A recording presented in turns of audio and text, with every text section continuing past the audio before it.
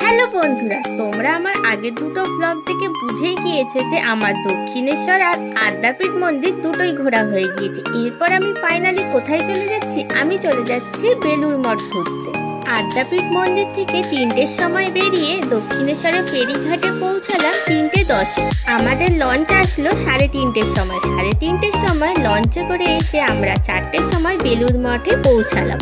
যারা 2 বছর আগে এই বেলুড় মঠে এসে ঘুরে গেছো তারা অবশ্যই এখন একবার এসে ঘুরে যাবে। এখানে আরো নতুন নতুন মন্দির তৈরি করা হয়েছে। এই মন্দিরগুলো যেসব মহারাজরা মারা গেছে তাদের উদ্দেশ্যেই তৈরি করা হয়েছে।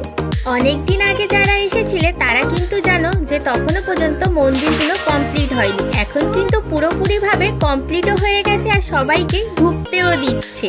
এখানে একটা বিশাল বড় বেলগাছ রয়েছে। এই বেলগাছের নিচে স্বামী বিবেকানন্দ প্রায় বসতেন। এই সমাধিপীঠে ভগবান শ্রী রামকৃষ্ণের নিম্নলিখিত শিষ্যবৃন্দের পূর্ণ দেহ অগ্নিতে আহুতি দেওয়া হয়েছে। তারপরে আমরা অনেকক্ষণ চারিদিকটা ঘুরছিলাম। ঘোরা হয়ে যাওয়ার পরে একটু ছবি তুলছিলাম। ছবি তোলা হয়ে যাওয়ার পরে আমরা চলে গেলাম রামকৃষ্ণ সংগ্রহ মন্দির। এখানে যে মিউজিয়ামটা আছে বিশাল বড়, এই মিউজিয়ামের ভেতরে কিন্তু কোনো ছবি তোলা যাবে না। মিউজিয়াম ঘুরতে ঘুরতে অনেকটাই সন্দেহ হয়ে গিয়েছিল। তারপরে আমরা লঞ্চে করে চলে আসলাম দক্ষিণেশ্বরের ফেরিঘাটে। ফেরিঘাটের এখানেও একটা কালী মন্দির আছে। এখানে আরতি হচ্ছিল বলে একটু দাঁড়িয়েছিলাম।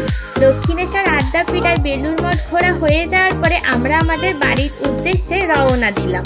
আজকের ভিডিওটা ভালো লেগে থাকলে অবশ্যই আমার চ্যানেলটাকে কি করতে হবে? সাবস্ক্রাইব। দেখা হবে নেক্সট ব্লগ নিয়ে। টাটা বন্ধুরা।